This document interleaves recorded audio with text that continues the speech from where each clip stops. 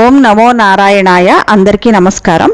ఈరోజు శుక్రవారం, వసంత నవరాత్రులు 9వ రోజు, లాస్ట్ డే పూజ.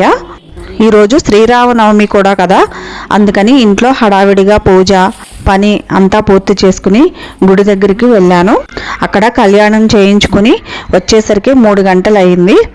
అందుకని అమ్మవారికి ఈరోజు ఉదయం ఉద్వాసన చెప్పలేదు, సాయంత్రం మళ్ళీ పూజ చేసుకుంటున్నాను. ఇలాగా లలిత అమ్మవారికి ఇలా చీర, గాజులు, పువ్వులు, కుంకుమ, పసుపు, తాంబూలం ఇచ్చాను.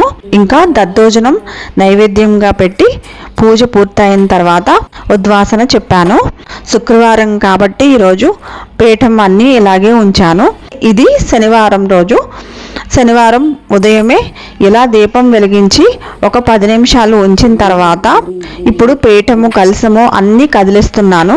ఇప్పుడు అన్నీ తీసేస్తున్నాను. ఈ దీపం తీసుకువెళ్ళి నిత్య పూజలో పెట్టేసుకుంటున్నాను. ఈ పువ్వులు అన్నీ తీసేసి కలశంలో పెట్టిన కొబ్బరికాయని ఇప్పుడే కొట్టేస్తున్నాను. కలశం కింద పోసిన బియ్యం ఈరోజు వండే అన్నంలో కలిపేసుకుని వండుకుంటున్నాను. ఇంకా కలశం చెంబులో నీళ్లు తీసుకెళ్ళి మొక్కలకి పోసేసాను.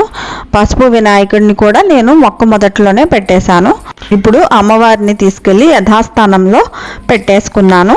లలిత అమ్మవారిని ఇలా 9 రోజులు పూజించుకుని ఇలా పంపేయడం అంటే కొంచెం బాధగానే ఉంది, కానీ తప్పదు కదా. ఇలా జరిగిందండి నా నవరాత్రి పూజ. మరి మీరు ఎలా చేసుకున్నారో కామెంట్స్లో షేర్ చేయండి.